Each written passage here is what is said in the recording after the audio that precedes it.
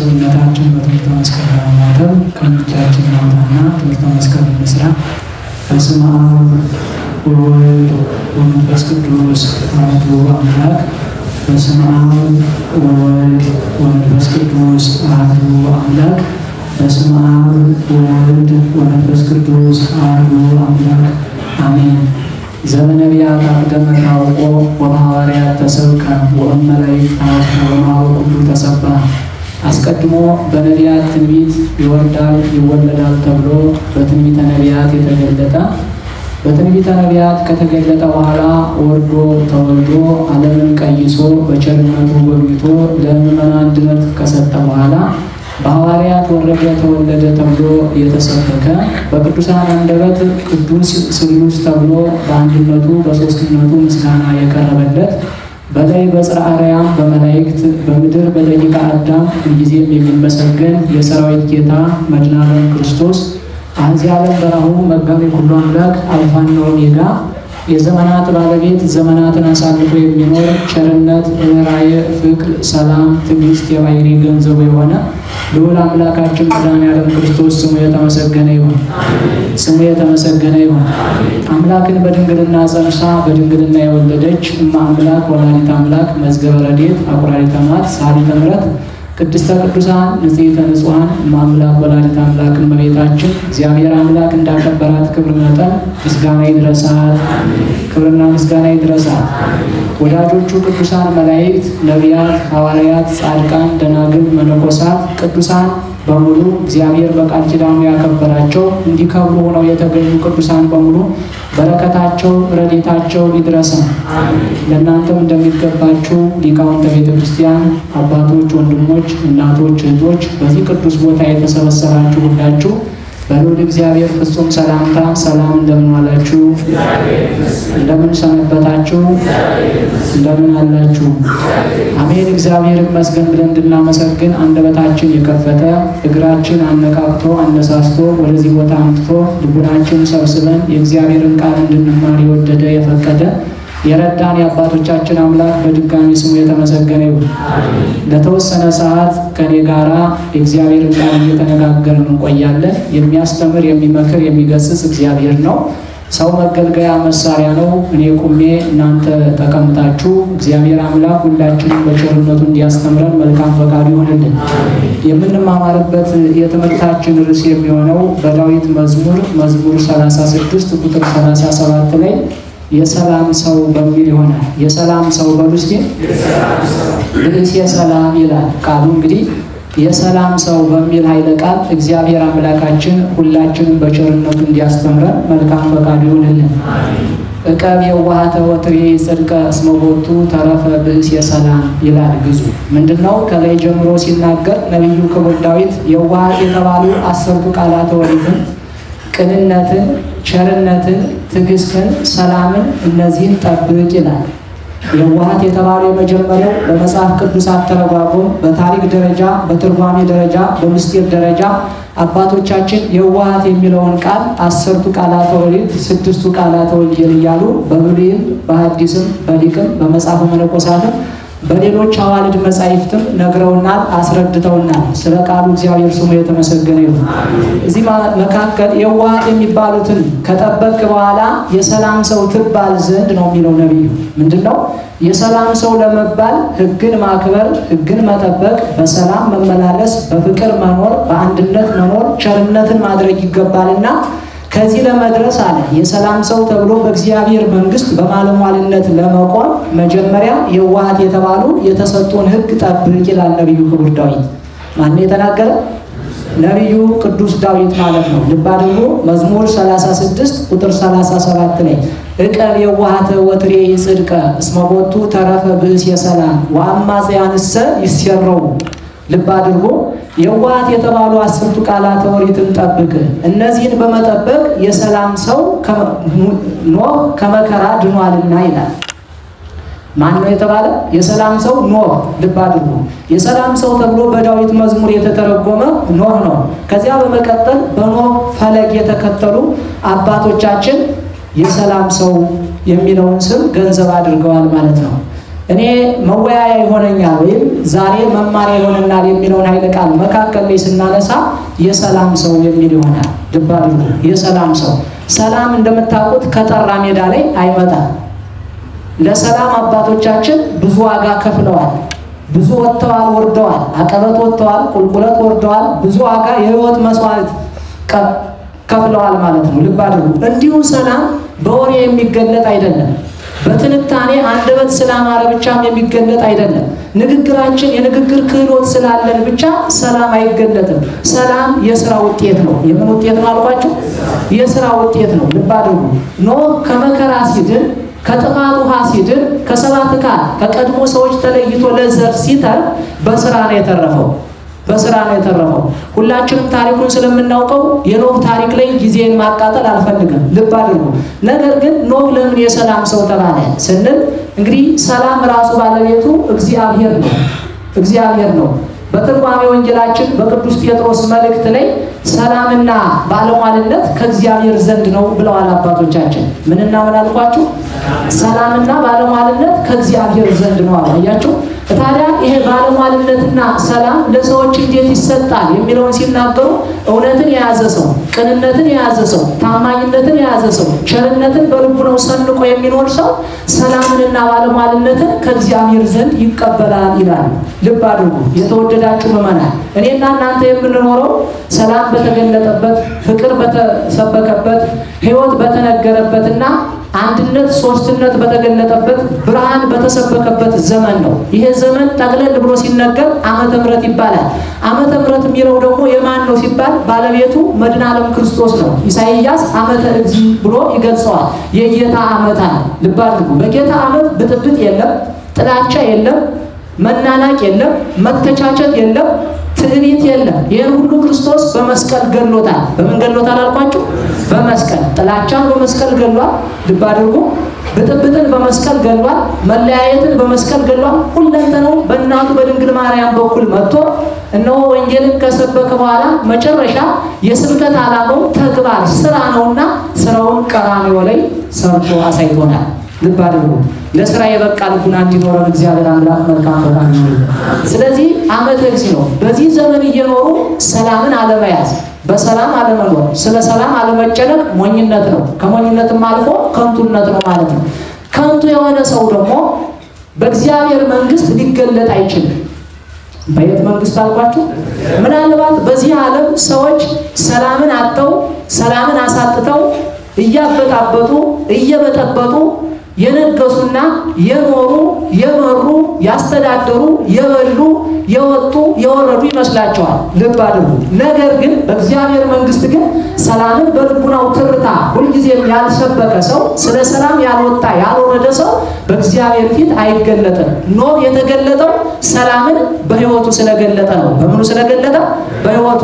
ልብ አድርጉ። ኦሪት ዘፍጥረት ምዕራፍ 6 ቁጥር 1 ጀምራችሁ ስትመለከቱ የኖህ ታሪክ በሰፊው ተዘግቧል። ሂዶ ቁጥር 8 ሲደርስ ምን ይላል? ወኖህሰ ረከበ ሞገሰ በቅድመ እግዚአብሔር። ኖህ ማን ነው ካልከኝ ይላል ሙሴ ሲጽፍ፣ ኖህማ በእግዚአብሔር ፊት ባለሟልነትን ያገኘ፣ ስራው በእግዚአብሔር ፊት የተገለጠ፣ አካሄዱ መንገዱ ሕይወቱ ከእግዚአብሔር ጋር የሆነ ማለት ነው አለ። አያችሁ? ኖህማ ኖህ እንጂ ኖህስ አለ በእግዚአብሔር ፊት ባለሟልነትን አገኘ። ዛሬ በእግዚአብሔር ፊት ባለሟልነትን ያገኘ ማን ነው? ስለ ሰላም የወጣ የወረደ ማን ነው? ስለ ሰላም የደከመ ማን ነው? ስለ ሰላም ዋጋ የከፈለ ማን ነው? ለሰላም ቦታ የሰጠ ማን ነው? ሰላም አጥቻለሁ ብሎስ በጭንቀት ውስጥ ያለፈ ማን ነው?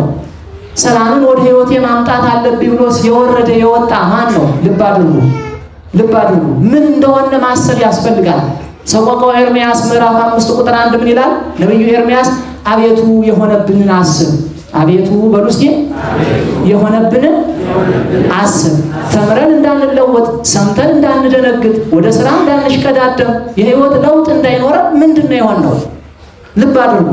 በሰላም እንዳንኖር፣ በፍቅር እንዳንኖር፣ በበረከት እንዳንኖር፣ በመረዳዳት እንዳንኖር፣ በመተሳሰብ እንዳንኖር ምንድነው አዚም የዞረብን? ሐዋርያው ቅዱስ ጳውሎስም በገላትያ መልእክቱ እንደዚሁ ይናገራል። ኦ አብዳን ሰባ ገላትያ መኑ አይመመክኑ ከመይተመኑ በጽድቅ። እናንተ የገላትያ ሰነፎች ይላል፣ ወጥቼ ወርጄ ወንጌልን አስተምሬያችሁ ወንድሞች ሐዋርያትም እንዲሁ ሰብከዋችሁ ክርስቶስን አስተዋውቀናችሁ ነገር ግን በክርስቶስ ትምህርትና በክርስቶስ ወንጌል በክርስቶስ ሕይወት ጸንታችሁ እንዳትኖሩ ለእውነት ቦታ እንዳይኖራችሁ ምን ዋዚም አዞረባችሁ ይላል። ምንድነው የሆነው በዚህ ዘመን? ሰምተን አንደነግጥም፣ ሁላችን እናውቀዋለን። ሴቶችም ወንዶችም ከኔ ጀምሮ ከታላቅ እስከ ትንሽ ከትንሽ እስከ ታላቅ ድረስ በዚህ ዘመን ሰምቶ የሚደነግጥ የለም። ቃሉን ተለማምደነዋል፣ ቃሉን እንደ ልብስ ለብሰነዋል፣ በሕይወት ግን መግለጥ አልቻልንም። መጽሐፍ ቅዱስን ተለማምደነዋል፣ እንደ ደግሞ ትንሽ ካወቅን በኋላ ደግሞ አይምሮአችን ዘግተነዋል። ለምንድን ነው? ራስን መመርመር ያስፈልጋል። ራስን ለማወቅ ወደ ልቡና መግባት ያስፈልጋል። አረጋዊ መንፈሳዊ የሚባለው የቤተ ክርስቲያናችን አባት ሲናገር በአንተ ውሳት የከከመትራይ ሁሉ ይላል። ሁሉን ታይ ትመረምር ዘንድ ወደ ውስጥ ወደ ልቡና ግባ ተመለስ ይላል። ወደ ምን ተመለስ አለ? ወደ ልቡና ግባ። የሆነብህን የተፈጸመብህን ግፍ ታይ ትረዳ ዘንድ ከመትራይ ሁሉ እስመ ዘንተ አፋ አውጽኦ ለዘንተ ውስጥ ካንተ አፋ በነበረ በመስቀል የተገደለ ሰይጣን በውስጥ ያለ ክርስቶስን አሰድዶ በኃጢአት ምክንያት ክርስቶስ ካንተ ሕይወት እንዲወጣ አድርጎ እርሱ ነግሶ የምትሄድበትን መንገድ አሳጥቷልና ቆም ብለህ ወደ ልቡና አስብ ይላል። ወደ ልቡናችን እንድናስብ እግዚአብሔር ይርዳል። እያችሁ በዚህ ዘመን ቅድም እንደነገርኳችሁ ለጥፋታችን ሁሉ ምክንያት የለንም። ለጥፋታችን ሁሉ ምክንያት የለንም። ኖህ የሰላም ሰው የተባለ 5500 ዘመን ሰላም ከሰው ልቡና ጠፍቶ በነበረበት ዘመን ነበር። ሰው ከእግዚአብሔር እቅፍ በወጣበት ዘመን ነበር። አያችሁ ልዩነቱ? እኔና እናንተ ግን ሰላምን ሊሰጥ ክርስቶስ ሰባቱን ሰማያት እየረገጠ ወደ ሕይወታችን መጥቷል። ተወልደ በአምሳሊከ ከመ ይለድኪያከ በአምሳሊሁ አንተን በአርአያው በአምሳሉ ይወልድ ዘንድ በአምሳልህ ተገለጠ ተወለደ አላረገው መንፈሳው። ታዲያ ምን ምክንያት አለ?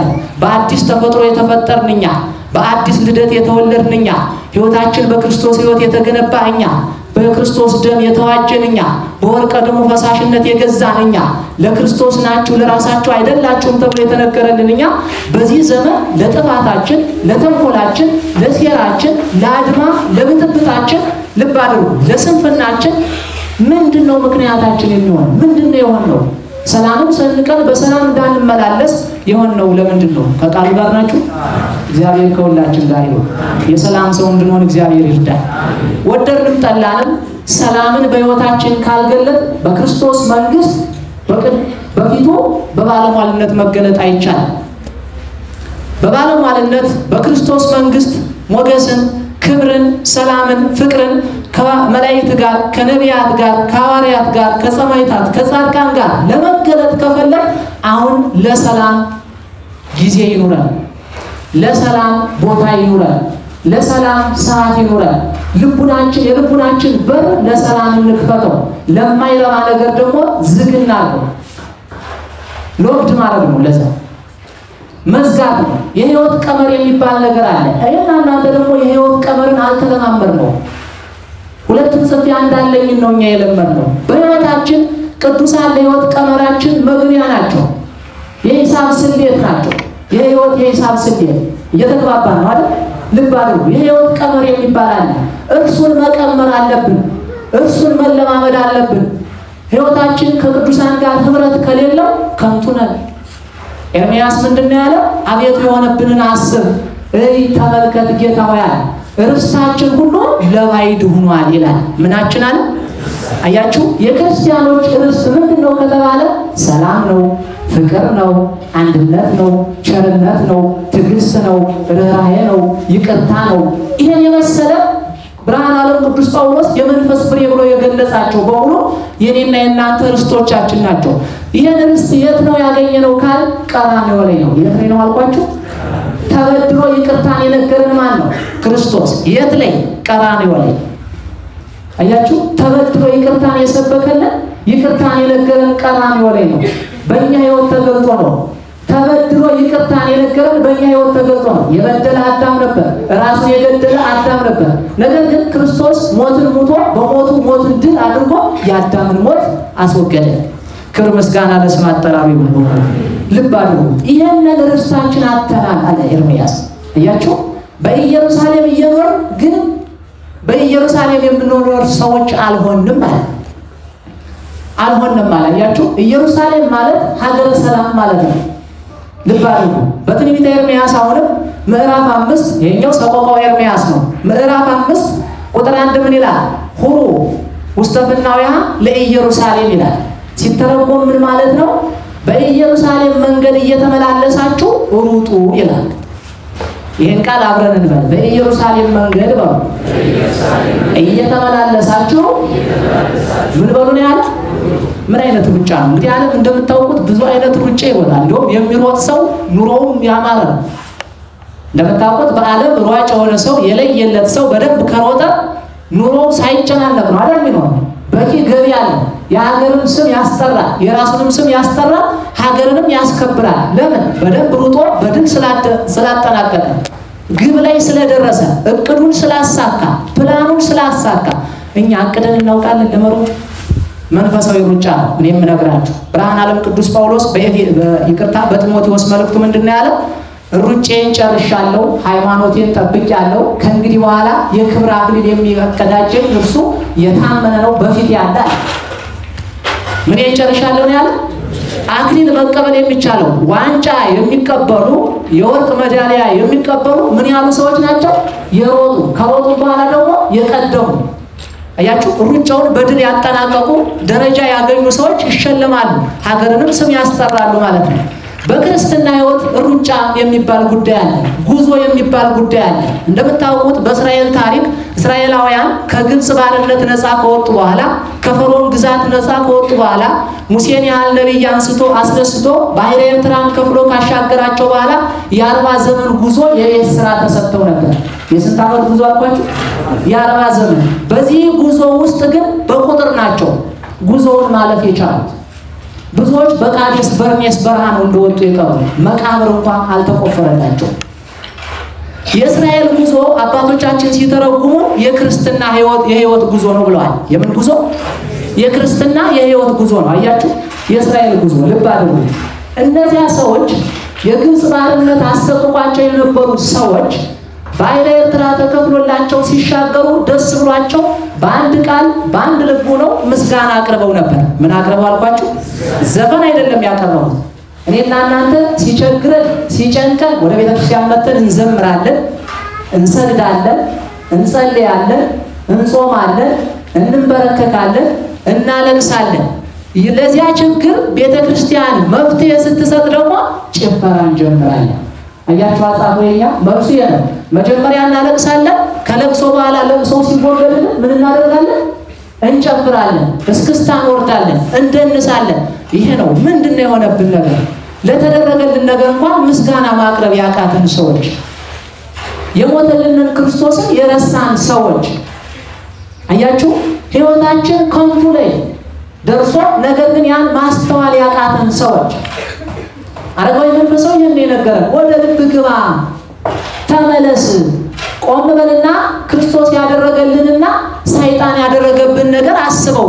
ያን ጊዜ ጠላትህ ማን ወዳጅ ማን እንደሆነ ትለየዋለህ ይላል። እኛ ግን አሁን በዚህ ዘመን ከብርሃን ጨለማን እየመረጥን ከህይወት ሞትን እየመረጥን፣ አያችሁ፣ ከቀና መንገድ ሰንከልካላ መንገድን እየመረጥን፣ ልብ አድርጉ፣ ከፍቅር ጥላቻን እየመረጥን ነው ያለን። ነገር ግን መምረጥ ያለብን ሐዋርያው ቅዱስ ጳውሎስ በቆሮንቶስ መልእክቱ ሁለተኛ ቆሮንቶስ ምዕራፍ 6 ቁጥር 9 ላይ ነግሮናል። ልብ አድርጉ፣ ምንድነው የሚለው? መኑ ዘያስተርያ ለጽድቅ ምስለ ኃጢአት።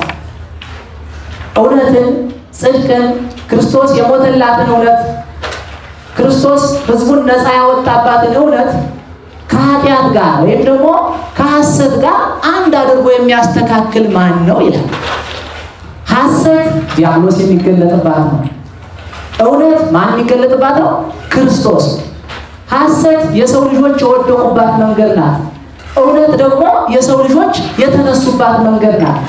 ልብ አድርጉ፣ ሐሰት የሰው ልጆች የጠፉባት መንገድ ናት። እውነት ደግሞ የሰው ልጆች የተፈለጉባት የህይወት መንገድ ናት። ስለዚህ እውነትን ከሐሰት ጋር አንድ አድርጎ የሚያስተካክል ማን ነው ካለ በኋላ ወመኑ ዘይደምሮ ለብርሃን ምስለ ጽልመት፣ ብርሃንን ከጨለማ ጋር አንድ የሚያደርገው ማን ነው ይላል።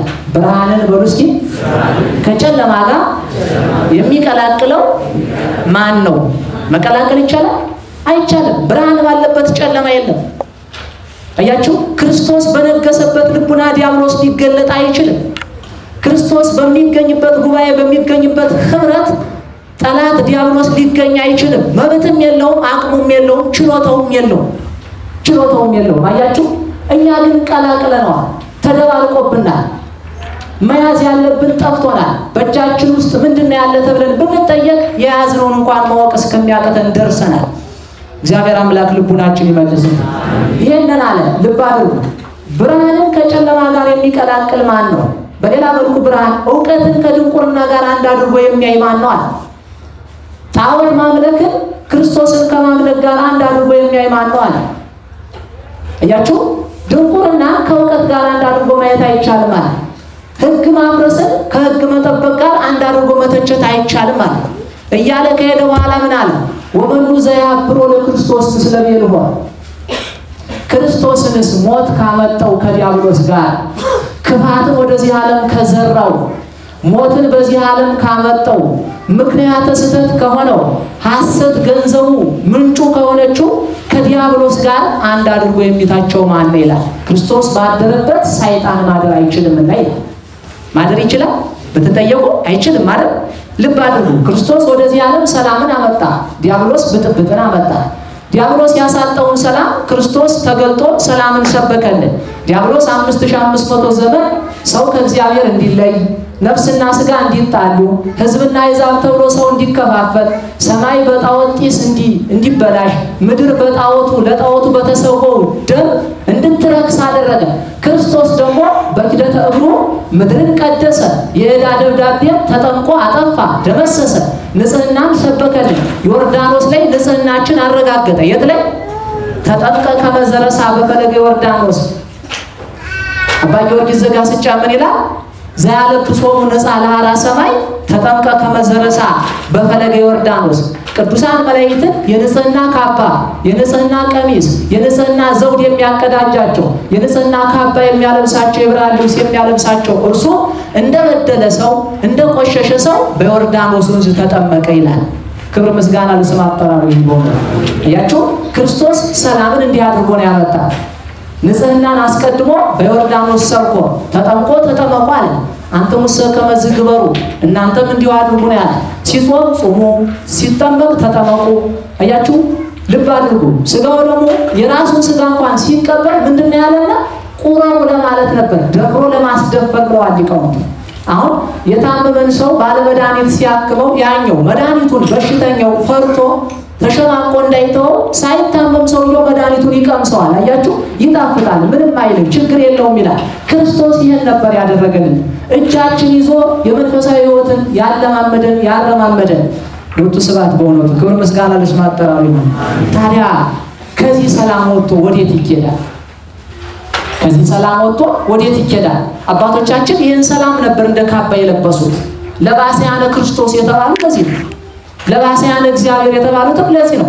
ቅዱሳኑ ይሄ ፍቅር ነበር መከራ እንዲቀበሉ ያተጋቸው፣ መከራውን ሳይሳቀቁ እንዲቀበሉ ያደረገ። ስለዚህ ወመኑ ዘያብሮ ለክርስቶስ ምስለ ቤልሆ ክርስቶስን ከዲያብሎስ ጋር አንድ አድርጎ የሚተቸው ማን ነው ካለ በኋላ ወመኑ ዘይከፍሎሙ ለማይምና ምስለ ንፉቃን መናፍቃንንስ ከምዕመናን በክርስቶስ ደም ከተቀደሱት ከከበሩት ከምዕመናን ጋር አንድ አድርጎ የሚተቻቸው ማን ነው? እነሱ አንደበታቸው ለስድብ የተከፈተ ነው፣ ልቡናቸው ለተንኮል የተዘጋጀ ነው። በክርስቶስ ደም የተዋጁት ምዕመናን ደግሞ የክርስቶስን ሰላም በልቡናቸው ያለበሱ ናቸው። የክርስቶስን ፍቅር በሕይወታቸው የሚገልጡ ምዕመናንን ከእንዲህ ከተንኮለኞችና ቅድስናን ካልተጎናጸፉ አሁንም ከጨለማ ዓለም ካልወጡ ከመናፍቃን ጋር ከተጠራጣሪዎች ጋር አንድ ሊያደርጋቸው የሚችል ማን ነው ብሎ ይናገራል ማለት ነው። አያችሁ። ስለዚህ እኔና እናንተ ርስታችን ለይተን ማወቅ አለብን። ይሄን ነው ነብዩ ኤርምያስ ምንድነው ያለው? አቤቱ የሆነብንን አስብ፣ ርስታችንም ለባዕድ ሆኗል፣ ሁሉን ነገር አጥተናል፣ ተቅበዝባዦች ሆነናል አለ። ይሄ ሁሉ የተደረገልን ሰው ነው። እኔና እናንተ ብዙ ነገር ተደርጎልናል። በዚህ አጭር ሰዓት መነጋገር አይቻልም። ነገር ግን ለሕይወታችን የሚበጀውንና የሚጠቅመው የሰላም ሰው መሆንን ዛሬ የቤት ስራ እንድናደርግ ነው የምነግራችሁ። የምን ሰው? የሰላም ሰው። አሁን የሚተረከው የሚተነተነው በሙሉ የሰላም ሰው እንድንሆን ነው። የሰላም ሰው ከሆነ ነገሮች በሙሉ ከእያንዳንዳችን የልቡና ትርታ ውስጥ ቅርብ ናቸው።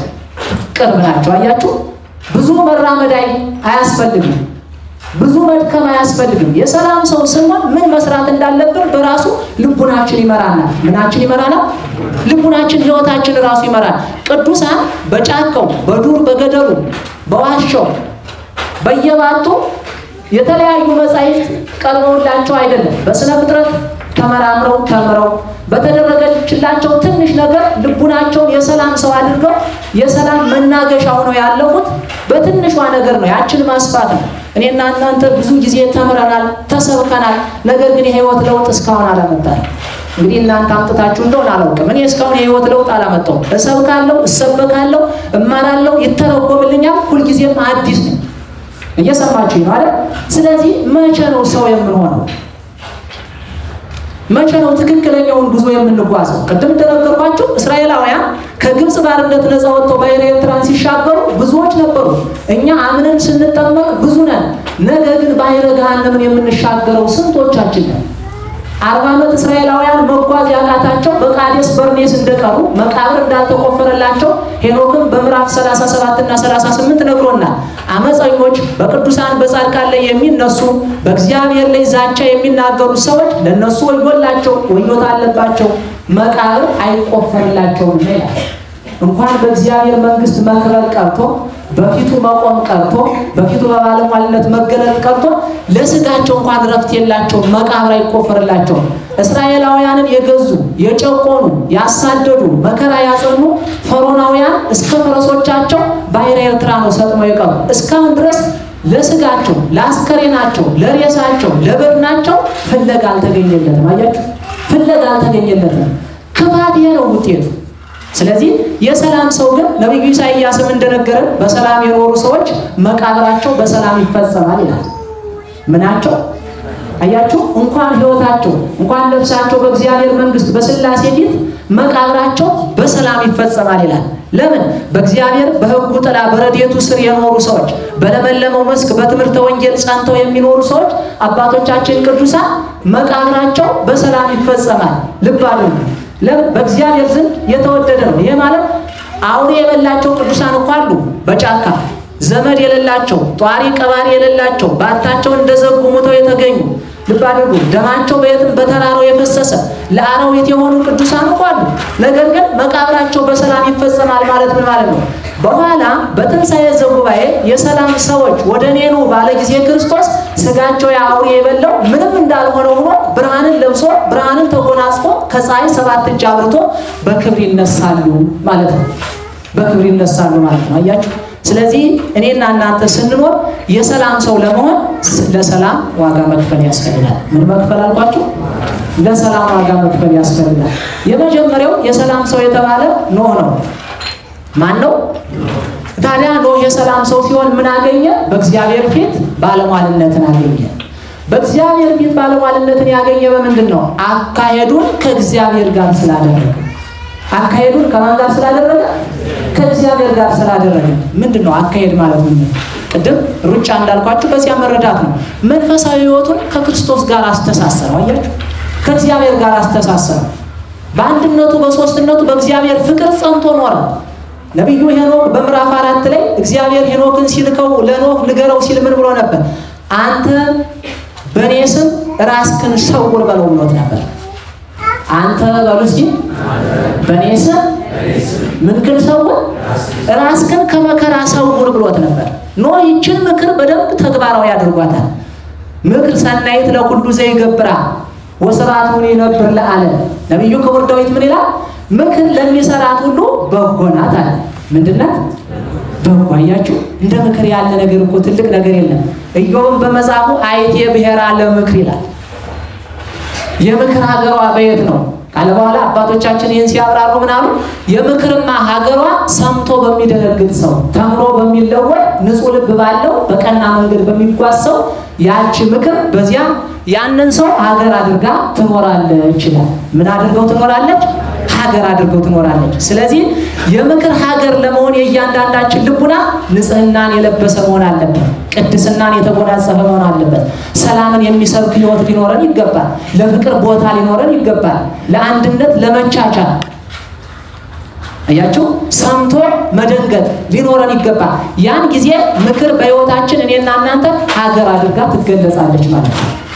አይቴ ብሔራ ለምክር የምክር ሀገሯ የት ነው ይላል የትዕግስት አባት። ልብ አድርጉ።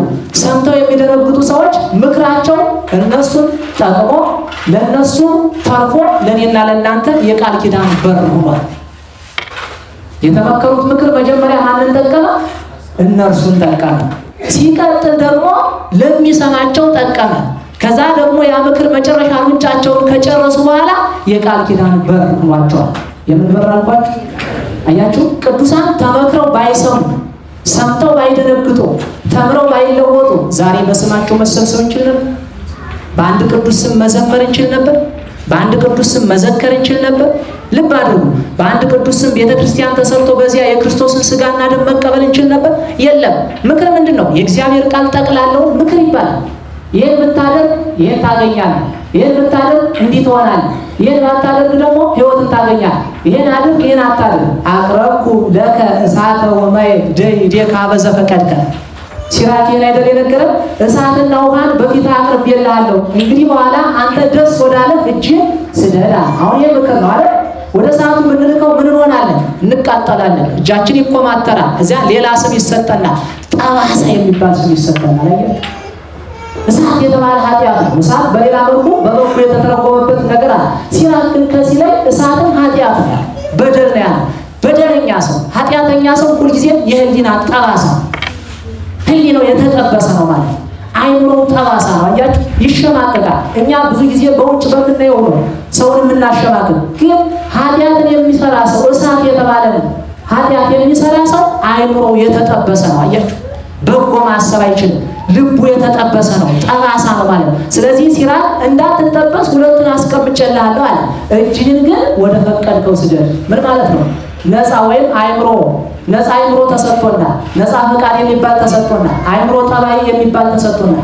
አይምሮ ጠባያችን ተጠቅመን ነፃ ፈቃዳችን ተጠቅመን የሕይወት ባለቤት ክርስቶስን እንድንወርስና እንድናውቅ የተቀመጠ መንገድ አለ። እሱን መለየት የኔና የናንተ ፋንታ ነው። የማን ፋንታ ነው? የኔና የናንተ ፋንታ ነው። ነብዩ ኤርምያስ በትንቢተ ኤርምያስ ምዕራፍ 6 ቁጥር 16 ላይ ቁሙ ውስተ ፍኖ ይላል። በመንገዳችሁ ቁሙ ይላል። በምናችሁ ቁሙ አለ? አያችሁ ወደ ግዱባቲ በእሷም ሂዱባት ይላል። ወትረከቡ መድኃኒተ ነፍስክሙ። አዎ የትኛዋ በጎ ጎዳና እንደሆነች በመንገድ ቁሙና እዩ፣ ተመልከቱና በጎዋን ጎዳና ከመረጣችሁ በኋላ በእርሷ ሂዱ።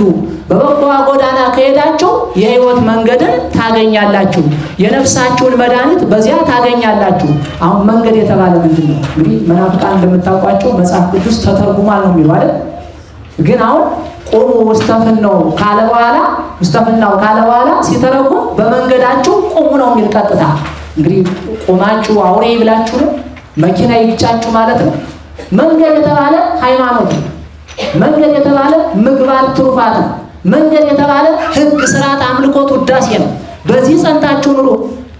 የተቀመጠላችሁ ሕግ አለ፣ ስርዓት አለ፣ አምልኮት አለ፣ ውዳሴ አለ፣ ስርዓተ ቤተ ክርስቲያን አለ፣ ቀኖና አለ፣ ዶግማ አለ፣ ትውፊት አለ፣ ታሪክ አለ፣ ትርጓሜ አለ። በዚህ ጸንታችሁ ኑሩ በተቀመጠው። ካልተፈቀደላችሁ ጎዳና ላይ ሄዳችሁ አትቆሙ ማለት ነው። አትቆሙ ማለት ነው። አያችሁ እንደዚህ ካደረጋችሁ የነፍሳችሁን መድኃኒት ታገኛላችሁ፣ የሰላም ሰው ትባላላችሁ ማለት ነው። ልብ አድርጉ። የሰላም ሰው እንድንባል እግዚአብሔር ይርዳል። በዚህ ሰላም በዚህ ዘመን እያያችሁ ምድራችን በራሱ ከሰላም ከራቀች ቆየች። ሰላም ከናፈቀን ስንት ዓመት አስቆጠረ። ምድራችን አኬል ዳማ ከሆነች የደም ምድር ከሆነች ስንት ጊዜዋ ነው። በምድራችን ላይ ደም ከፈሰሰ የሰው የመሞት ቁጥሩ አሁን እኮ ሁላችን ዘጋቢ ሆነናል። በዚህ ሰዓት ስንት ሰው ሞተ? ስንት ሰው ነው እኮ ሰው ሞተ የሚለው የሚያስደነግጠው ሰው እኮ የለም። ቁጥር ጭካኔያችን ምን እንደደረሰ ስንት ሰው ሞተ የሚለው እኮ ነው። አየህ ሰላም መጥፋቷን በዚህ ነው የምናረጋግጠው። እዚህ በኋላ 5 6 ሲባል ይሄስ ቀላል ነው። የዛሬ ሳምንት እኮ 30 ሰው ነው የሞተ። ከዛሬ ሳምንት በፊት እኮ የዛሬ 2 ሳምንት እኮ 50 ሰው 100 ሰው ነው የሞተ አይደል? ብናወራው በየመንደሩ በየሰፈሩ ይሄ ነው። ለምን? ከሰላም ከራቅን ቆየ። ሰላም ሀገሯን ከገባች ከተሰወረች ቆየ።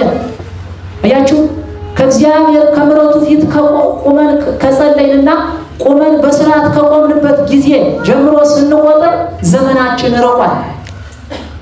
አዎ ለምን እንዲህ ትለናለህ? ቤተክርስቲያን ሁሉ ጊዜ አይደል የምንመጣ ትሉኝ ይሆናል። ልቡናችን መች ስለ ሰላም ተጨነቀ? ተጨንቆ ያውቃል? ተጨንቆ ያውቃል? ምናልባት እጨነቃለሁ የሚል ሰው ሁሉን ሲተው ነው። ወድቁ ሁሉ መጽሐፈ አመፃ ይላል ነቢዩ ኢሳይያስ በትንቢተ ኢሳይያስ ምዕራፍ 49 ላይ ሁላችሁም ሁሉን የአመፅን መጽሐፍ ተውት ይላል። የምንን መጽሐፍ? የአመፅን መጽሐፍ። አያችሁ፣ ከልቡናችሁ ውስጥ ከልቡናችሁ ሰሌዳ የጻፋችሁትን የአመፅ መጽሐፍ ተውት፣ ሰርዙታል። በምን ነው መሰረዝ የሚቻለው? ንገሩኝ እንጂ እኔ ብቻ አልጮህባችሁ። በምን ነው መሰረዝ የሚቻለው? ልቡናችን ውስጥ የተጻፈው የአመፅ መጽሐፍ፣ የጥላቻ መጽሐፍ፣ የመናናቅ መጽሐፍ በምን ነው መሰረዝ የሚቻለው? በንስሐ አይደል? በንስሐና የቅዱሳንን ሕይወት በመመልከትና እግዚአብሔር ለኛ የከፈለውን ዋጋ በማሰብ በሶስቱ መሰረታዊ ጉዳይ ነው። ልብ አድርጉ። በንስሐ በቅዱሳኑ ሕይወትና ክርስቶስ ቀራንዮ ላይ ለኛ የከፈለውን ዋጋ በማሰብ የአመፅን መጽሐፍ መሰረዝና ማጥፋት ዲስሚስ ማድረግ ይቻላል። አሁን እኛ ችግራችን እንደምታውቁት ብዙዎቻችሁ ለቋንቋ አዲስ ስላልሆናችሁ ነው። ሪሳይክል የሚባል ነገር አለ። እሱ ላይ እያስቀመጥን ነው ወደ የገባነው ስልካችን ላይ ላፕቶፓችን ላይ አሁን የማይረባውን ነገር የሚጠቅም እየመሰለን ቤተክርስቲያን ሲነገረን እንጸጸትና ንስሐ እንገባና ግን ሪሳይክል ላይ እናስቀምጠዋለን። ከዛ ሳምንት ሳይሞላን እንደገና ክሊክ ብለን አምጥተን ቁጭ እናደርገዋለን። አያችሁ፣ ችግራችን ይሄ ነው። ሪሳይክል የሚባል ነገር የለም። የማይጠቅም ነገር የት ነው መጣል ያለ? ዲስሚስ ነው። ጭራሽ ዳታ ውስጥ እንዳይኖር ነው ማድረግ ያለ። እንዲህ እንድናደርግ እግዚአብሔር ይርዳን። ልብ አድርጉ። ስለዚህ የሰላም ሰው ለመሆን እንዲህ ነው። የአመፅን ነገር ሙሉ ማጥፋት መሰረዝ ነው። በቃ ከህይወት ቀመር ውስጥ እሱ ካለ ጭራሽ እቅድ አይኖረንም፣ ፕላን አይኖረንም፣ ግብም አይኖረንም። ኢንፑት ዲቫይስ ወደሚባለው መድረስ አንችልም። ወደዚህ አንቺ ሁሉ ጊዜ አውትፑት ላይ ነው የምንሆነው። አያችሁ፣ የሚዳሰስ ላይ ነገር ብቻ ነው። በውስጣዊ ማንነታችን መመካታችን ቅድም እንደነገርኳችሁ አለባዊ መንፈሳዊ እንደተናገረው በውስጣዊ ማንነታችን ሙሉ ኮንፊደንስ እንዲኖረን የአመፅን መጽሐፍ ከልቡናችን ሰርዘን መጣል አለብን። እንድንሰርዝ እግዚአብሔር ይርዳል። እና ኖህ ነው ብእሴ ሰላም የተባለ። በሁለተኛ ደረጃ ቅዱሳን በሙሉ ብእሴ ሰላም የሚል ስም ተሰጥቷቸዋል። ምን የሚል ስም? እሱ ላይ ብዙ ጊዜ አላቃጥልም። እሺ ትንሽ ብያችሁ ነው ማለት ትምህርቴን ላጠቃልል ነው። ቅዱሳን ብእሴ ሰላም ተብለዋል።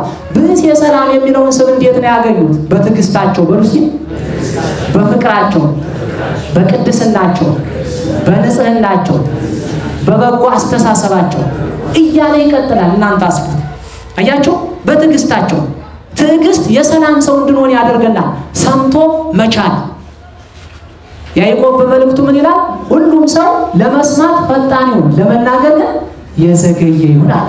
አባቶቻችን ለመስማት ጆሮአቸው 24 ሰዓት ዝግጁ ነው፣ ለመናገር ግን ጠብቀው ነው። አባ ጋቶን የሚባሉ አባት ታውቃላችሁ አይደል? በዜናው እድሜ ዘመናቸውን ድንጋይ ጎርሰው የሚኖሩ ለሶስት መሰረታዊ ጉዳይ ብቻ ያችን ድንጋይ ያወጧት ነበር። ለስንት?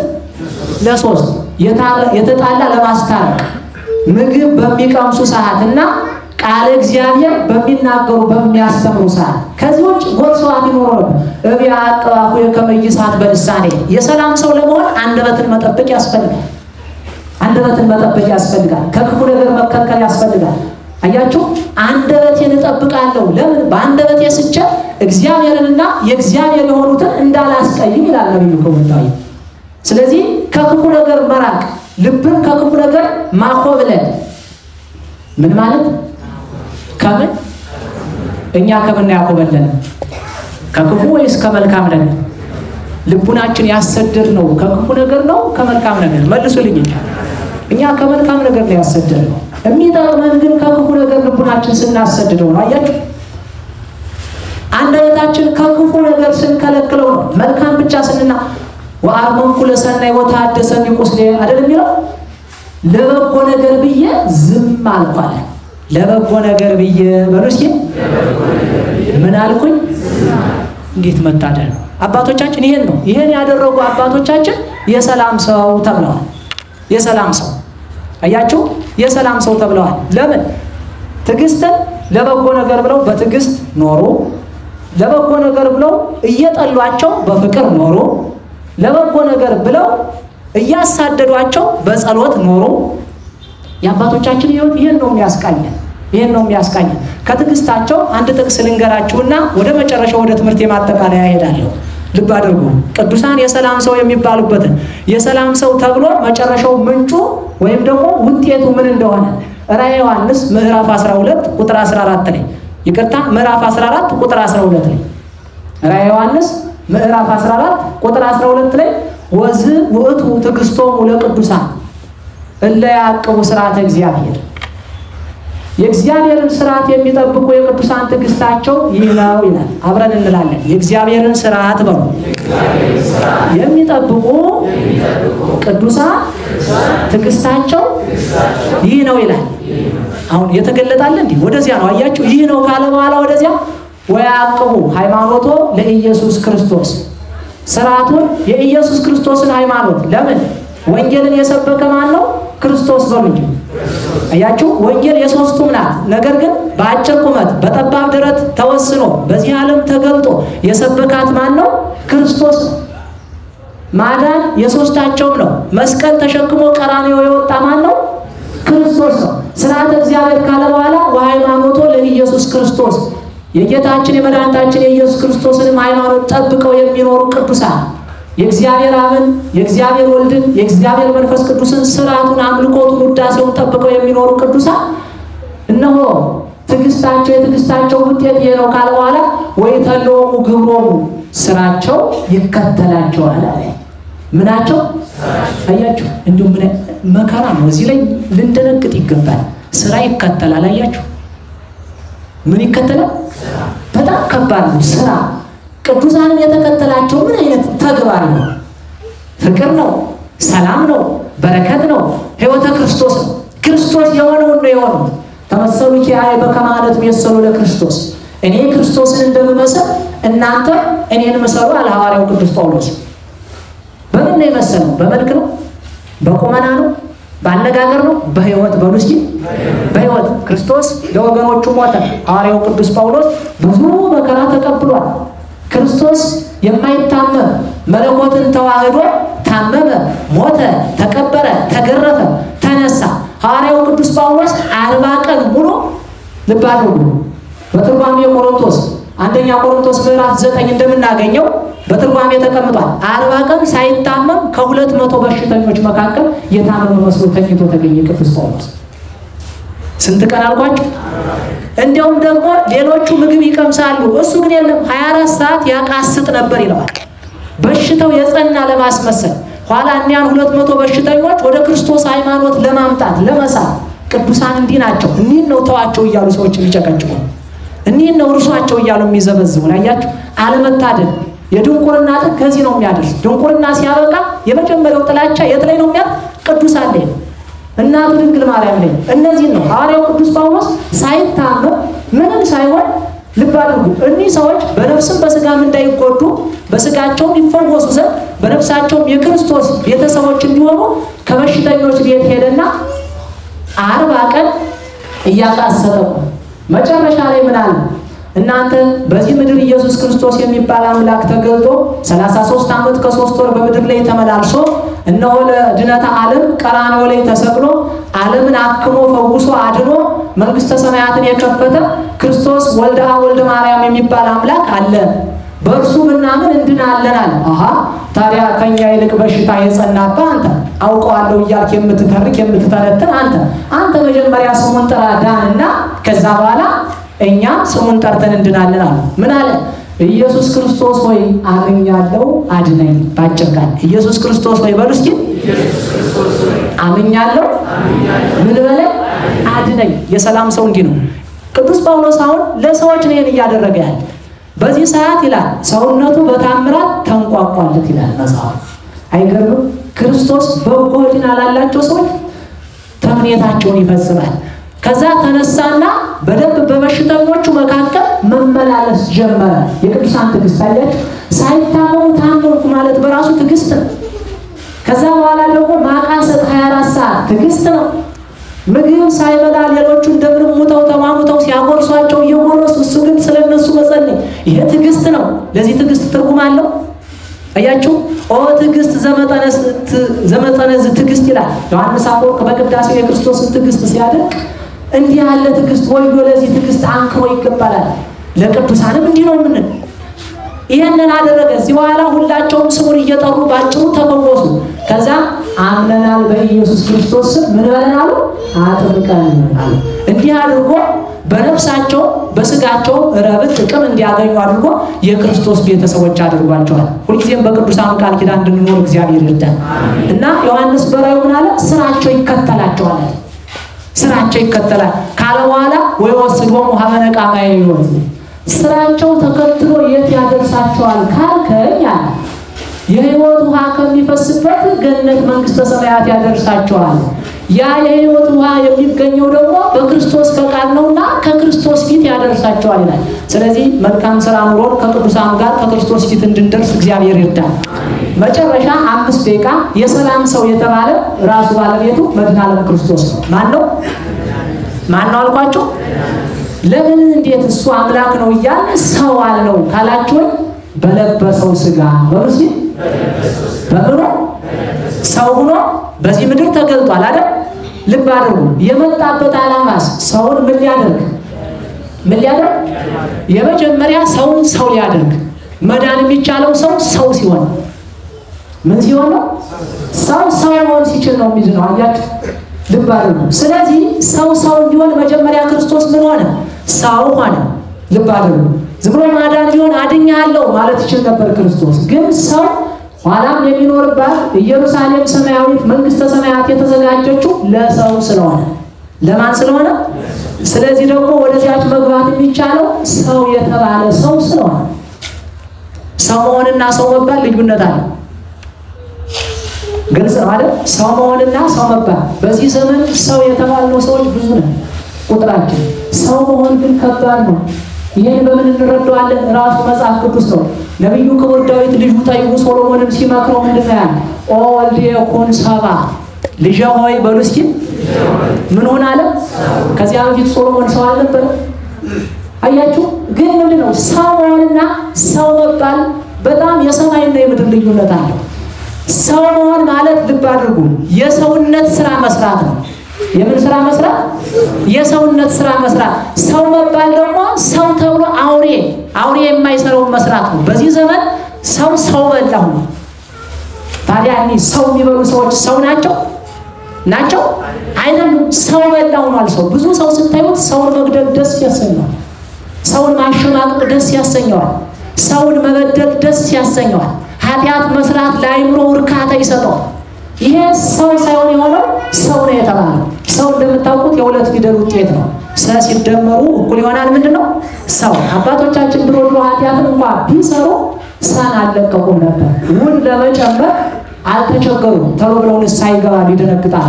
በዚህ ዘመን ደግሞ ሰን ሰርዘን ውን ነው የያዝነው። ብዙዎች በሉ እስኪ አንድ ጊዜ በሉ እንጂ አሁን በከተማው ቢል ምን ተፈጠረ ብሎ ነው ሁሉም የሚሮጥ። አያችሁ? አሁን ነው የሆነው ይናል። ልብ አድርጉ። ከስምና መስመር እንዴት እንደወረደ እንረዳ። ቅድም እንደነገርኳችሁ አቤቱ የሆነብን ነገር ምንድነው? ሰው እንዳንሆን የሆነው ክርስቶስ ሰው የሆነ ምን ሊያደርገን ነው አልኳችሁ? ሰው ሊያደርገን። አያችሁ?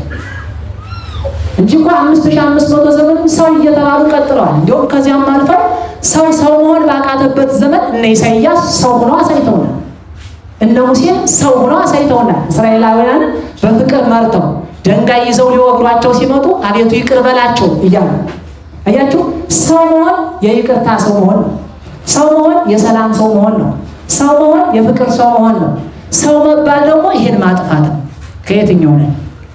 ሁላችንም ራሳችንን መርምር እና ክርስቶስ ሰው መሆን ስላቃተው ሰው የተዘጋጀለትን ርስት መውረስ ስለማይችል ሰው ካልሆነ ወደ ኢየሩሳሌም ሰማያዊት መሻገር ስለማይችል የስብዕና መስመር ስለጠፋ ክርስቶስ ሰው ሊሆን 7ቱን ሰማያት እየረገጠ መጣ። ስንቱን ሰማይ አልኳቸው? 7ቱ ሰማያት የተባሉ ምንድነው? ምልአቱ፣ ርቀቱ፣ ጌትነቱ፣ ስፋቱ፣ ኃያልነቱ። ኃይሉን በድካም ገለጠ፣ ምልአቱን በመወሰን ገለጠ። ልብ አድርጉ። ስፋቱን በግዘፍ ገለጠ። ልብ አድርጉ። ርቀቱን በግዘፍ ገለጠ። እንዲህ እያደረገ ልዕልናውን በትህትና ገለጠ። 7ቱ ሰማያት እንዲህ ናቸው። ይህን ሁሉ እንዲህ አድርጎ ገለጠና መጥቶ በጠባብ ደረት በአጭር ቁመት ከማን ተወሰነ? ከእመቤታችን ከቅድስት ድንግል ማርያም። ከዚህ ላይ ታዲያ ሰው ክርስቶስ ሰው ለመሆን ሲመጣ ደግሞ ምን ያስፈልገው ነበር? ሰው በሉ እንጂ ሰው ብቸኛ ሰው የአዳምን ስብዕና ይዛ የተገኘች አምላክ ወላዲተ አምላክ ብቻ ነበረች። የክርስቶስ አስተናጋጅ ወይም ደግሞ ንጽሕት አዳራሽ ሆና የተገኘች ሌላ የለም። እግዚአብሔር አብ አራቱንም አቅጣጫ ተመለከተ አላባረረስ። ነገር ግን እንዳንቺ ያለ አላገኝም። ደምግባትሽንም ወደደ፣ አሻተተ፣ መዓዛ ቅድስናሽ ሳበው፣ ፍቅርሽ ሳበዋል፣ ስብዕናሽ ሳበው። ልዕልት እናታችን እመቤታችን እነሆ አንድያ ልጁን ክርስቶስን መድኃኔ ዓለም ክርስቶስን እንዲልክ እግዚአብሔር አስቀድሞ አራቱንም አቅጣጫ ምስራቅን፣ ምዕራብን፣ ሰሜንን፣ ደቡብን ተመለከተ። እንዳንቺ ያለ አላገኝም ነው የተባለ። እናቱን የሰጠን አምላክ ስሙ የተመሰገነ ይሁን። አያችሁ፣ ለዚህ ነው እመቤታችን ንጽሕት ዘርን ባያስቀርልን ኑሮ እንደ ሰዶም በሆን ገሞራንን በመሰልና ትንቢተ ኢሳይያስ ምዕራፍ 1 ቁጥር 9 ስትመለከቱ ንጽሕት ዘር የተባለች ማናት? ድንግል ማርያም። ዓለም ሁሉ የታደሰባት፣ ዓለም ሁሉ ከጠፋበት የተፈለገባት፣ ዓለም ሁሉ ያጣውን ሰላም ያገኘባት፣ ሰላም ሰጠዊት ብሎ ጠቢቡ ሶሎሞን የተናገራት ሰላምን የምትሰጭ ሰላም ክርስቶስን አንግበሽ የተገኘሽ በማኅፀንሽ የሰላም ፍሬን ኢየሱስ ክርስቶስን ያስገኘሽልን ያሏት አባቶቻችን ምሳሌ ያጡላት። ለዚህ ነው የተዘጋው በር የተከፈተው የቅድስና በር፣ የንጽህና በር፣ የእውቀት በር፣ የምስጢር በር፣ የቸርነት በር፣ የሰላም በር የተከፈተው በማን ነው? በድንግል ማርያም ነው። አያችሁ፣ ዛቲ ይሆታ ለሰማይ ዘይታንጽ ቤተ እግዚአብሔር አለ ያዕቆብ በር። ይቺ የሰማይ ደጅ ናት። የማን ደጅ ናት? የሰማይ። ልብ አድርጉ። ሰማይ ማለት ምን? ልዕልና የሚባለው ነገር አክትሞ ነበር። በእመቤታችን ልዕልና ተሰጠ።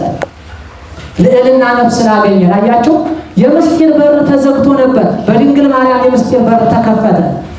ድንቁርና በዓለም ሰፍቶ ነበር። ያ ድንቁርና በድንግል ማርያም የእውቀት ባለቤት ክርስቶስ በማኅፀኗ ሲገለጥ፣ በሕይወቷ ሲገለጥ እውቀት ለሰው ልጅ ሳይሰሰት ተሰጠ። አላውቅም ብሎ ሰው በእንቢተኛ ልቡ ነው ካልተወው በቀር በዚህ ዘመን የእውቀት ችግር የለም። ያ የተገኘ በማን ነው? በድንግል ማርያም። ክርስቶስ ሰው ለመሆን ሰው መረጠ፣ እርሷም ድንግል ማርያም ነው።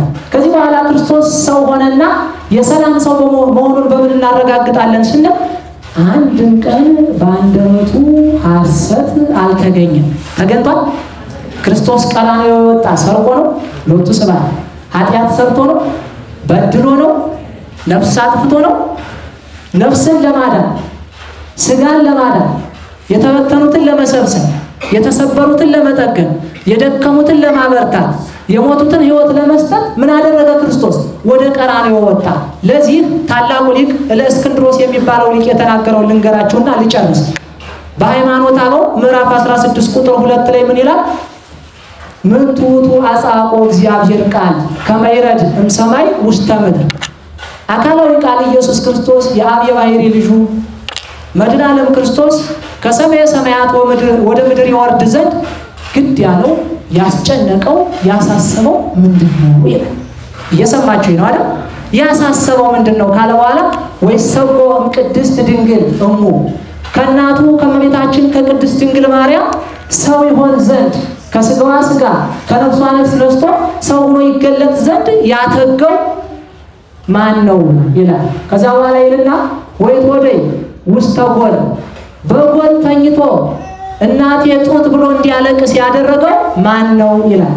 አያችሁ፣ እዛ ይሄንን ካለ በኋላ እንስሳት እስትንፋሳቸውን እንዲገብሩለት ያደረገው ያስጨነቀው ማን ነው ያተገው ይላል። ይሄንን እያለ ከሄደ በኋላ ወይስ ሰደድ እምብሔረ ግብፅ ወደ ግብፅ ሀገር ይሰደድ ዘንድስ ማን ነው ግድ ያለው ይላል። ይሄን ካለ በኋላ ወይቆም ቅድመ ጲላጦስ አላዊ ሕግ በውሸታሙ በሐሰተኛው ሕግን ባፈረሰው በጲላጦስ ፊት ይቆም ዘንድ ግድ ያለው ማን ነው? ወይስ ሰቀል ዲበ ዕፀ መስቀል። እየሰማችሁ ነው አይደል? በመስቀል ላይ ሲሰቀል ዘንድ ግድ ያለው ማን ነው ይላል። ልብ አድርጉ። አያችሁ፣ አዛ ወይትቀበር ውስተ መቃብር ሐዲስ በሐዲስ መቃብር በድርብ በፍታ ተገንዞ ወደ መቃብር እንዲወርድስ ያስገደደው አካላዊ ቃልን ኢየሱስ ክርስቶስን ማን ነው ይላል። ወይትነሳ አመሳልስት ዕለት አያችሁ፣ በሶስተኛው ቀን ከሙታን ተለይቶ እንዲነሳስ ያደረገው ማን ነው? ወደ ሰማይስ እንዲወጣ ያደረገው ማን ነው ካለ በኋላ አኮኑ ውእቱ ለነ በእንቲአነ። ይህን ሁሉም ያደረገው ስለኛ እኛን ከወደቅንበት ለማንሳት ከተበተንበት ለመሰብሰብ ከሞትንበት ሕይወትን ለመዝራት እኛ ከክብር ወደ ክብር ያሻግረን ዘንድ ከሐሳር ወደ ክብር ያወጣን ዘንድ ከጨለማ ወደ ብርሃን ያሻግረን ዘንድ ነው እንጂ ብሎ ይዘጋል። ስለዚህ የክርስቶስ ሰው መሆን ሰውን ከጨለማ ወደ ብርሃን ከሞት ወደ ሕይወት ከብጥብጥ ወደ ሰላም ወደ ፍቅር ልብ አድርጉ ከመለያየት ወደ አንድነት ከርኩሰት ወደ ቅድስና ለማሻገር ነውና በክርስቶስ ቅድስና በጥላው ስር ኖረን የክብሩ ወራሽ የመንግስቱ ቀዳሽ እንድንሆን አምላከ ቅዱሳን ይርዳል። ጌታው ያስተምረናል፣ መክረናል፣ ገስጸናል። ስም ዛሬም ዘወትርም በፍጥረታት አንደበት ሁሉ የተመሰገነ ይሁን። የሰላም ሰው የዳዊት መዝሙር 36 ቁጥር 37 ወስብሐት ለእግዚአብሔር ወለወላዲቱ ድንግል ወለመስቀሉ ክቡር። ይቆየናል።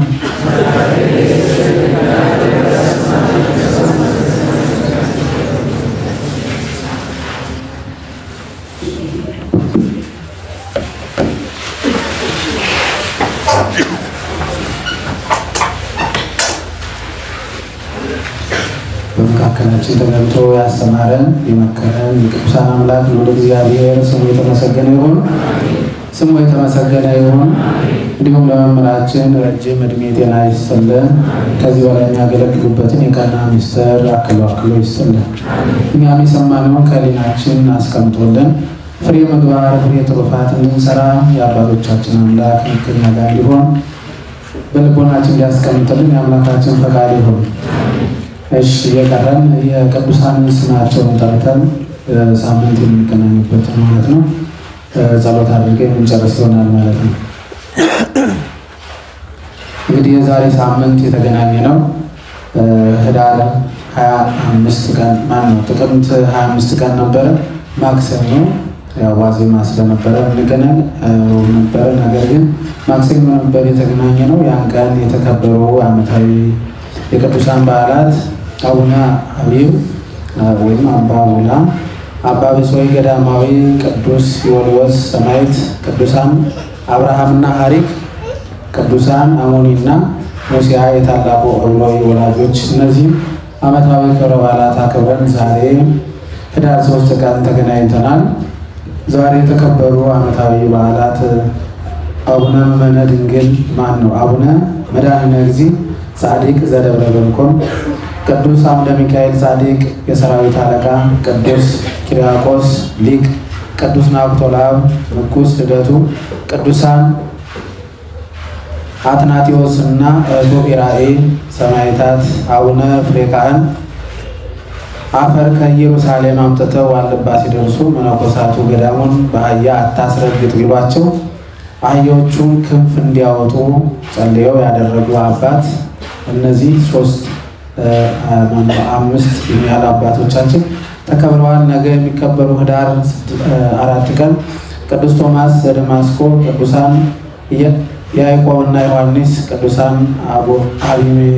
አቢማኮስ ወአዛርያኖስ፣ አባ አበጊዶ ዘትግራይ፣ ታላቁ አባ ዘካርያስ፣ ጉባኤ ቅዱሳን ሰማዕታት ይከበራሉ። ህዳር 5 ቀን ታላቁ ቅዱስ ዮሐኒ ዘትግራይ፣ አባ አሞኒ ዘናሂሶ፣ ቅዱስ ድንጊኖስ ሰማዕት፣ ቅዱስ ቴዎድሮስ ሊቀ ሰራዊት፣ ቅዱስ ጢሞቴዎስ ሰማዕት። ህዳር 6 ቀን ቅድስት ደብረ ቁስቋም ወይም ሚጠታ ለማርያም፣ ቅዱስ ዮሴፍ አረጋዊ፣ ቅድስት ሰሎሜ ወርት፣ ቅዱስ ዮሳ ወልደ ዮሴፍ፣ ቅዱስ ቴዎፍሎስ ሊቅ፣ አባ ጽጌ ድንግል ዘወለቃ፣ አባ ፊልክስ ዘሮሜ። እነዚህ ይከበራሉ። ህዳር 7 ቀን ቅዱስ ጊዮርጊስ ሊቀ ሰማዕታት ቅዳሴ ቤቱ፣ ቅዱስ ጊዮርጊስ እስክንድርያዊ፣ ቅዱሳን ዘኖቢስና ዘኖቢያ ሰማዕታት፣ ቅዱስ ሚናስ ዘተመይ፣ ቅዱሳን መርቆሬዎስና ዮሐንስ ጻድቃን ወሰማዕታት፣ አባ ናህረው ሰማዕታት ይከበራሉ። ህዳር 8 ቀን የሚከበሩ ቅዱሳን አርባዕቱ እንስሳ ኪሩቤል፣ ቅዱስ አፍኒን ሊቀ መላእክት፣ አባ ቅፍሎንያ ጻድቅ፣ ቅዱስ ቆስጠንጢኖስ ንጉሥ ዘምስለ ቅዱስ መስቀል፣ ቅድስት እግዚእ ክብራ። በ9 ቅዱሳን 318 ሊቃውንት ቅዱስ እለእስክንድሮስ ሊቅ፣ ቅዱስ አትናቴዎስ ሐዋርያዊ፣ አባ ይስሐቅ ሊቀ ጳጳሳት፣ ሊቁ አካለ ወልድ ይከበራሉ። የምንገናኘው የነበረ እንግዲህ ሮብ በ10 ነበር። ነገር ግን የምንገናኘው በ9 ይሆናል። ያን ቀን በዚህ ሰለስቱ ምዕት እንደሚከበሩ ከወዲሁ ስማቸውን ጠርቻለሁ። መልእክትም ልከውብናል። አካባቢው ጉባኤ ቤቱ ትንሽ የሚስተካከሉ ነገሮች ስላሉ ነገ ጠዋት ምናልባት ወንድሞችና እህቶች 1 ሰዓት ተኩል ወይም ከጸሎት ከሜላ ጸሎት በኋላ መጣችሁ የተወሰነ የበረከት ስራ እንድትሳተፉ የሚል መልእክት ልከውብናል። እሱ ማድረግ ከቻላችሁ ነገ ጠዋት 1 ሰዓት ተኩል እስከ 2 ሰዓት ባለው እንገናኝ የሚል መልእክት ነው ያለን። ጨርሰናል። ለጸሎት እንነሳ።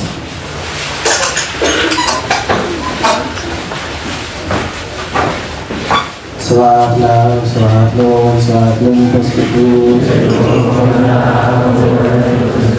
ስብሐት ለአብ ስብሐት ለወልድ ስብሐት ለመንፈስ ቅዱስ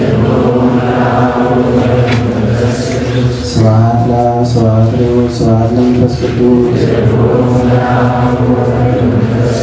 ስብሐት ለእግዝእትነ ማርያም ድንግል ወላዲተ አምላክ ስብሐት ለመስቀሉ ለእግዚእነ ኢየሱስ ክርስቶስ ክርስቶስ በምሕረቱ ይሰከረና ዳፈ መሳፍንቱ ያስተባብረና ያሰቦተ ስሙ ያንቃና አምልኮቱ ያጽናና እግዝእትነ ማርያም አይርጊ ጸሎተነ አስተስርይ ኃጢአተነ ወመኖሩ ለእግዚእነ ወለዓለመ ዘንተ ብእስተ ወለዘአስተይነ ዘንተ ጸውዐ ወለዘሠርዐ ለነ ሲሳየነ ወራዘነ ወለዘተአገሠ ለነ ኩሎ ኃጢአተነ ወለዘወሀበነ ሥጋው ቅዱስ ወደሙ ክቡረ ወለዘአብጽሐነ እስከ ዛቲ ሰዓት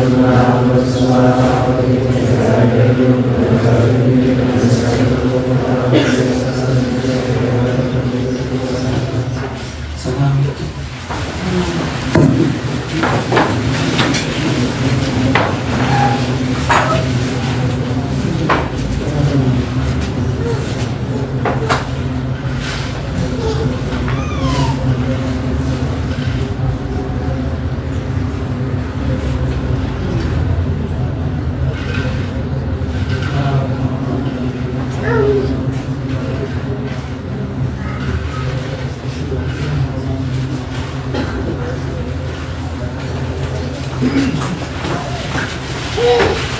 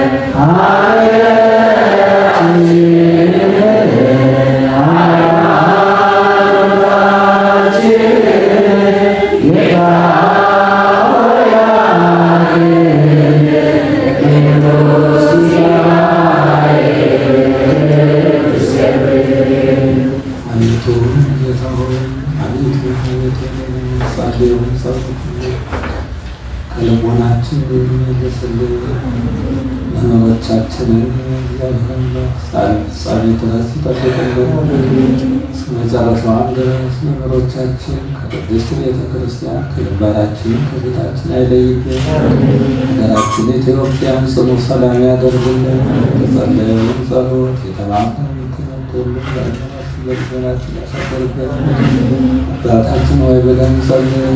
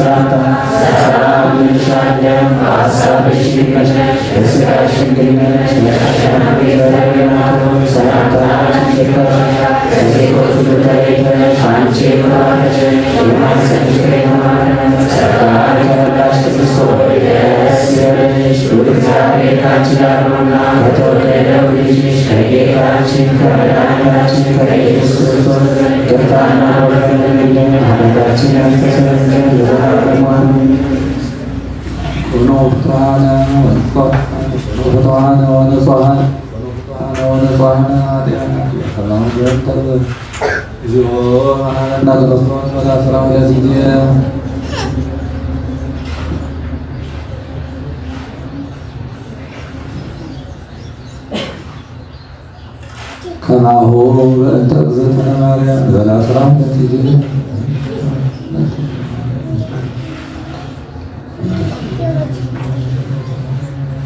ኦ እግዚእ ኢየሱስ ክርስቶስ ስለ ኃጢአት ማይሰራ ኃጢአት እግዚአብሔር ለሀገራችን ዝክረ ቅዱሳን ለመንግስታችን የሚጠብቅልን በሰላም ለመጣ በሰላም ወደ ቤታችን ዛፎ መልካም ፈቃድ የሆነልን በሰላም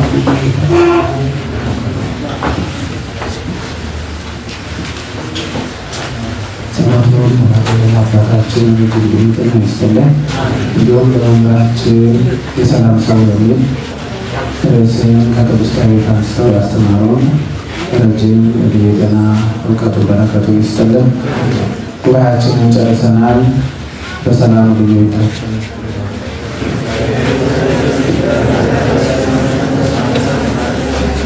አሜን። ሁላችንም መንግስቱ ክብሩን ያብዛል።